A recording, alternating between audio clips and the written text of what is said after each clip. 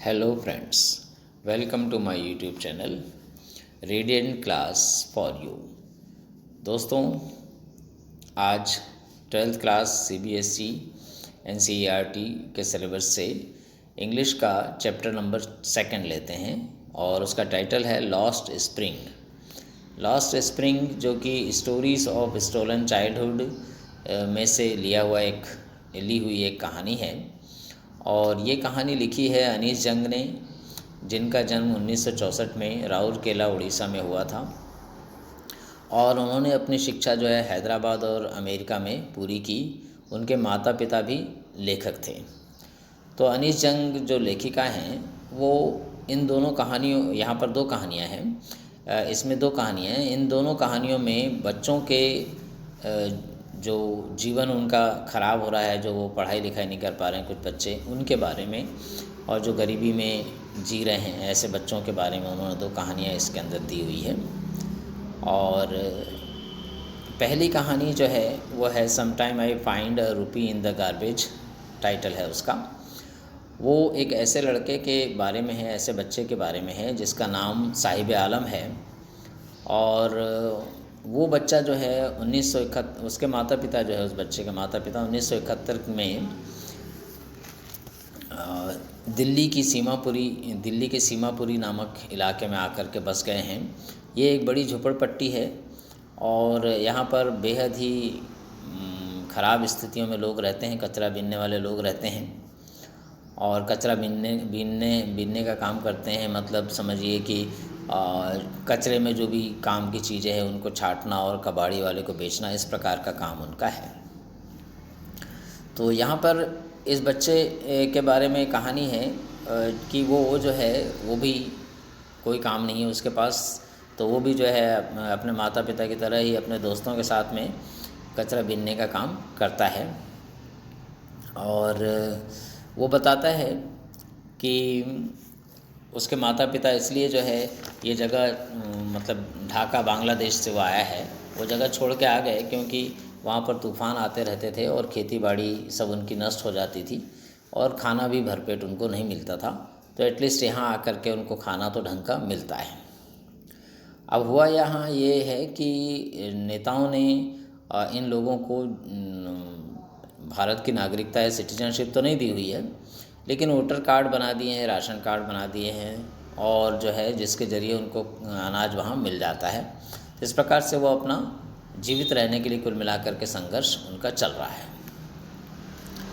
और लेखिका जब उससे पूछती है कि तुम ये काम क्यों करते हो, तो जो है साहिब आलम कहता है कि मेरे पास और कुछ करने के लिए है ही नहीं।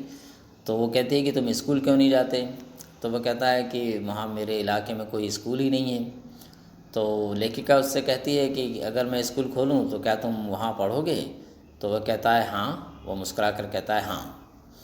तो कुछ समय बाद जब लेखिका उससे दोबारा मिलती है उस बच्चे से, तो जो है वो पूछता है कि क्या आपका स्कूल खुल गया, तो लेखिका कहती है नहीं, अभी नहीं खुला।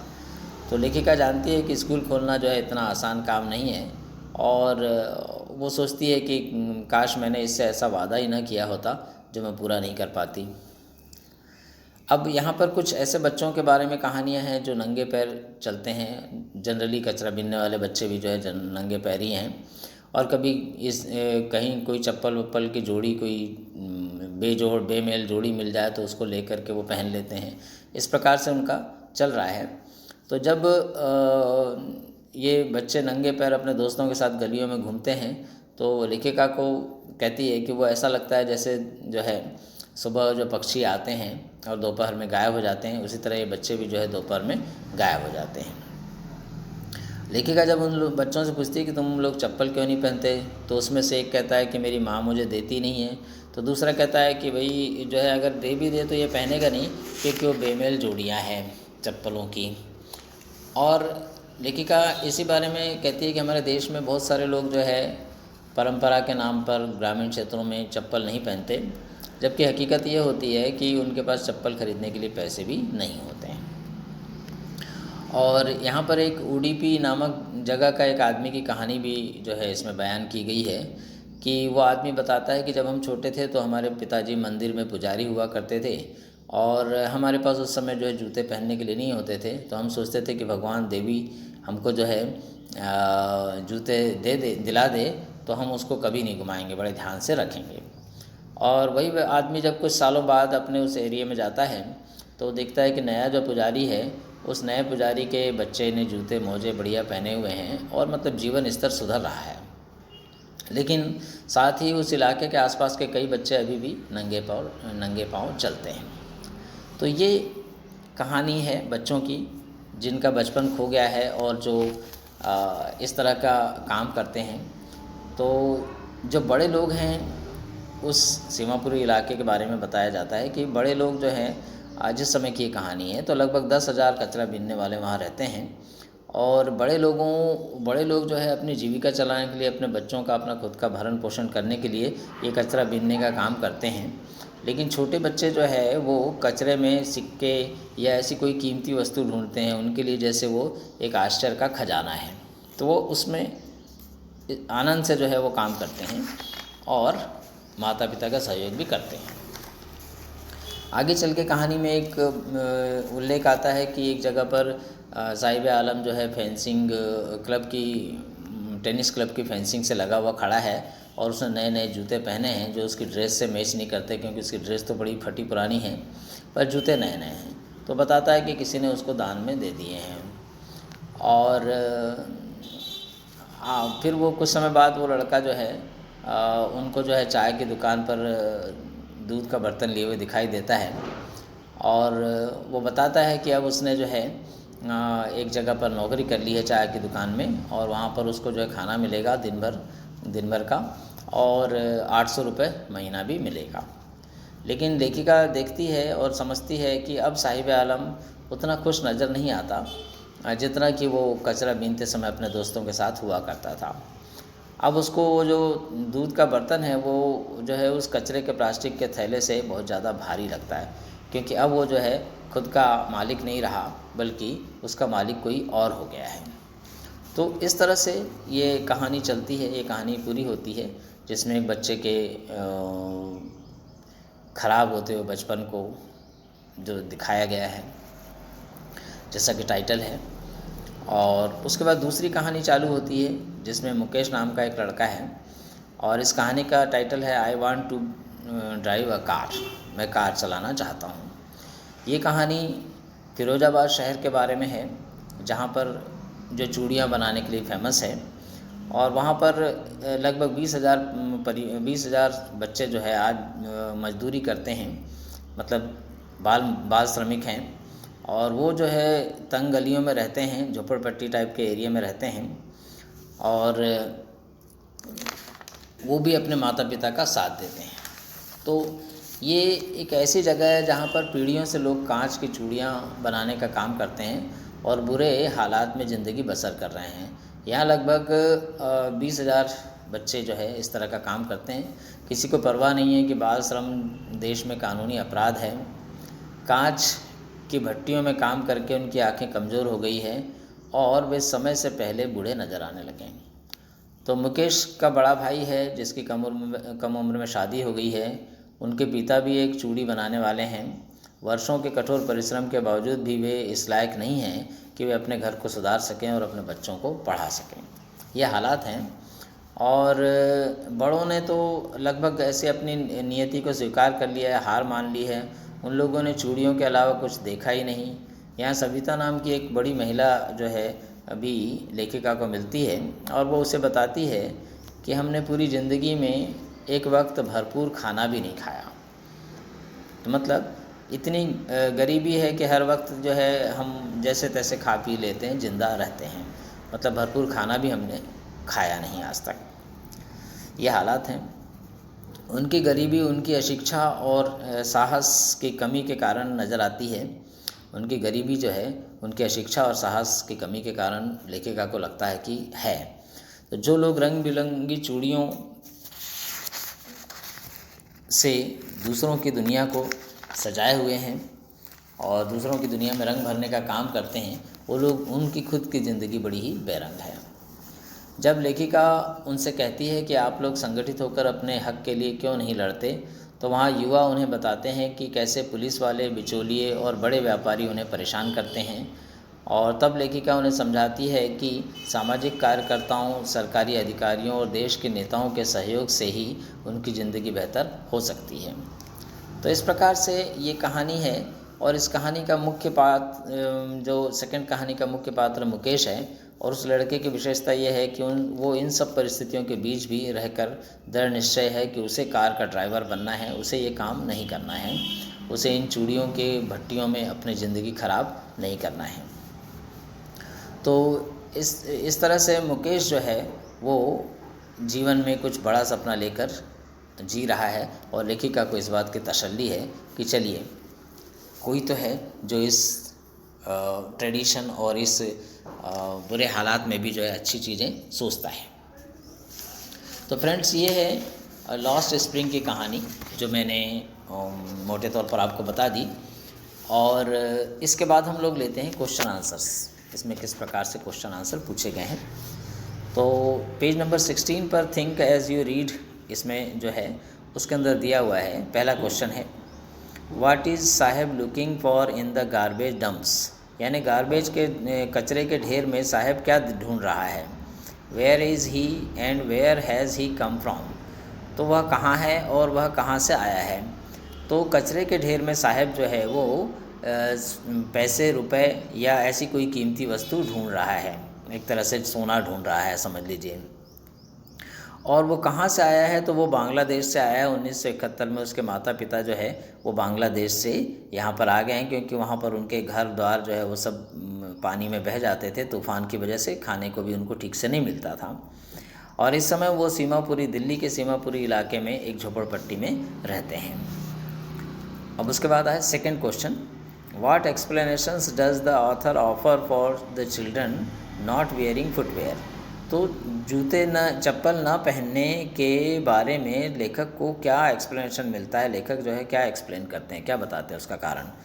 तो वो बताते हैं कि कई लोग कहते हैं कि हम ट्रेडिशन के नाम पर जो है, हमारी परंपरा है, जूते हम नहीं पहनते, नंगे पैर रहते हैं। और जो है, जबकि लेखिका जानती है कि वो गरीबी के कारण चप्पल नहीं खरीद पाते, और कुछ बच्चे जिन लोगों ने इधर उधर से जो चप्पलें जमा कर ली है वो बेजोड़ चप्पल होने की वजह से भी नहीं पहनते हैं। इसके बाद में third number, is Saheb happy working at the tea stall, explain. क्या साहेब जो है चाय की दुकान पे काम करके खुश है, बताइए। तो वास्तव में साहेब जो है चाय की दुकान पर काम करके खुश नहीं है, क्योंकि अब उसकी स्वतंत्रता खो गई है। अब वो दोस्तों के साथ में घूम फिर नहीं सकता, बच्चा है, बड़ा है, थोड़ा जो है समझदार हो गया है। तो माता पिता की मदद करने के लिए वो जो है काम करने लगा है। उसको वहाँ खाना और पैसे तो मिलेंगे, लेकिन जो अपने मर्जी का वो जो मालिक था, वो उसकी जो खुशी थी वो अब खुशी उसके चेहरे पे दिखाई नहीं देती है। अगला है पेज नंबर 19 पर थिंक एज यू रीड में पहला question, what makes the city of Firozabad famous. Firozabad शहर को कौन सी चीज़ फेमस बनाती है, प्रसिद्ध बनाती है। तो फिरोजाबाद शहर जो है वो चूड़ियाँ बनाने के लिए प्रसिद्ध है। उसके बाद में सेकंड है, mention the hazards of working in the glass bangles in the industry. तो कांच की चूड़ियों के कारखाने में जो परेशानियां हैं, काम करने में जो नुकसान है, उसके बारे में बताइए। तो कांच की चूड़ियों के कारखानों में काम करने के बड़े नुकसान हैं। एक तो हाई टेम्परेचर में काम करना पड़ता है, और अस्वस्थकर परिस्थिति में काम करना पड़ता है। तेज़ रोशनी में लोगों की आंखें चली जा रही है, लोगों की आंखें चली जाती है, और कई लोग जो है ब्लाइंड हो रहे हैं। और जो है उन लोगों को ठीक से जो है खाने पीने के लिए व्यवस्था भी नहीं होती। मतलब इतना काम करके, हार्ड वर्क करके भी वो जो है अपना जीवन ठीक से नहीं चला पाते, बच्चों को शिक्षित नहीं कर पाते, अच्छे घर में नहीं रह पाते। ये सब परेशानियां हैं। युवा अवस्था में ही वो ज़्यादा बूढ़े नज़र आने लग जाते हैं। ये परेशानियां हैं इंडस्ट्रियल ग्लास इंडस्ट्रीज़ में, ग्लास बेंगल इंडस्ट्रीज़ में।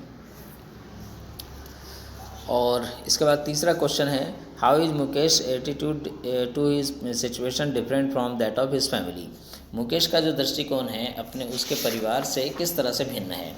तो मुकेश का दृष्टिकोण जो है अपने परिवार से इस तरह से भिन्न है कि उसके परिवार वाले तो लगभग हार मान चुके हैं, पिता और भाई वो लोग सोचते हैं कि यही हमारी नीति है, हम इस फिरोजाबाद के इस चूड़ी वाले कारखाने में, इस इलाके में ही रहेंगे और हम चूड़ियाँ ही बना करके दे सकते हैं और कुछ काम नहीं कर सकते, हम गरीबी में ही जिएंगे और गरीबी में ही मर जाएंगे, ऐसा वो सोचते हैं।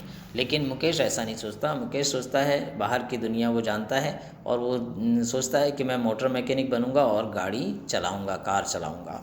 तो वो जो है उस परिस्थिति के विपरीत और अच्छी अपने आप में अपने जीवन को बेहतर बनाने की कोशिश में लगा हुआ है और ये एक अच्छी बात है।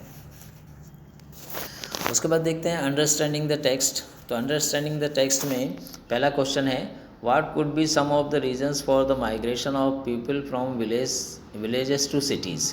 यानी गांव से शहर में जो लोग आ रहे हैं, माइग्रेट हो रहे हैं, पलायन कर रहे हैं, उसके कारण क्या हो सकते हैं।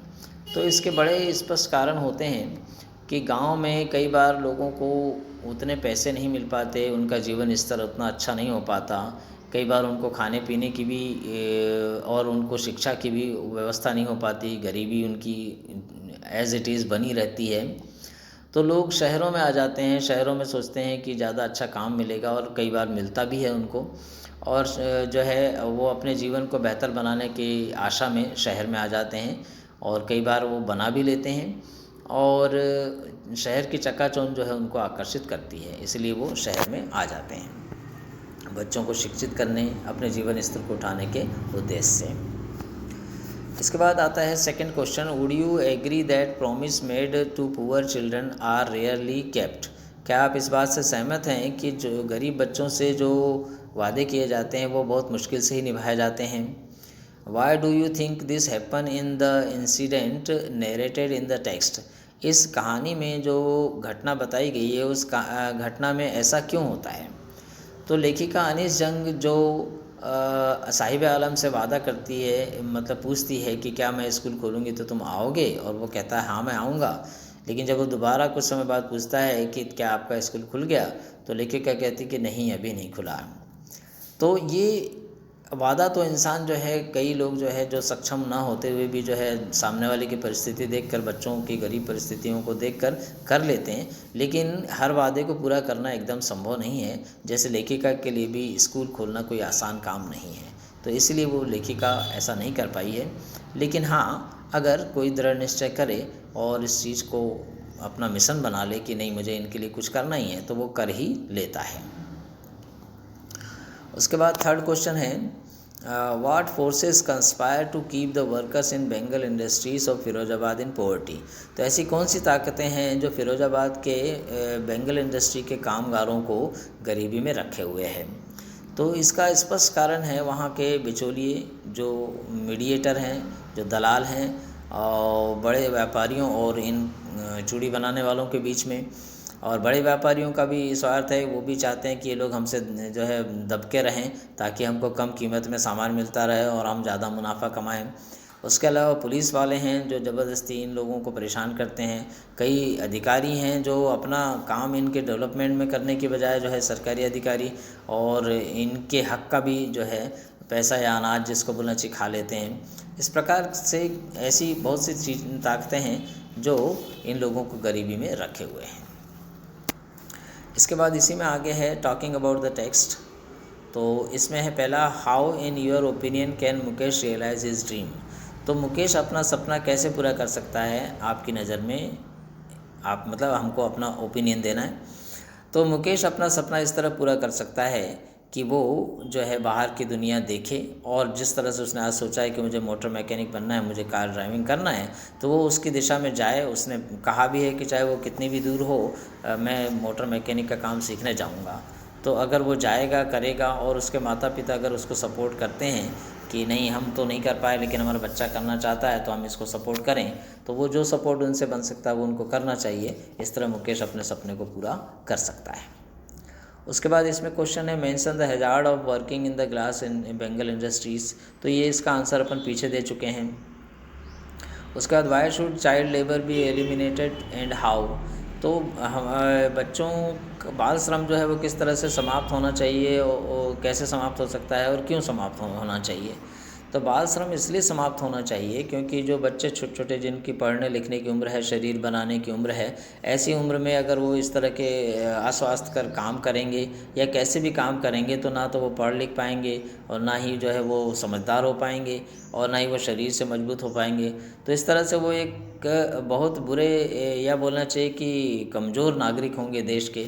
और अगर देश के ये कमज़ोर नागरिक होंगे जो कि आगे चल के यही भावी पीढ़ी बनने वाली है, तो अगर ये पीढ़ी ही कमज़ोर होगी, ये नागरिक ही कमज़ोर होंगे तो देश भी कमज़ोर होगा, समाज भी कमज़ोर होगा और सबका जीवन जो है वो ख़राब होगा। तो इसीलिए जो है हमें चाइल्ड लेबर को मिटाना चाहिए, चाइल्ड लेबर समाप्त करना चाहिए। जब बच्चे की उम्र काम करने लायक हो तभी उससे जो है काम करवाना चाहिए। तो इस तरह से फ्रेंड्स ये हो गई 2 कहानियाँ, थोड़ी लंबी भी हो गई और आई होप आप लोगों को समझ में आ रहा होगा। तो प्लीज़ मेरे इस वीडियो को लाइक, शेयर और कमेंट करिए और मेरे इस चैनल को सब्सक्राइब करिए। अपने फ्रेंड्स को भी, लोगों को भी जो है चैनल को सब्सक्राइब करने के लिए सेंड करिए। Thank you very much for watching my videos.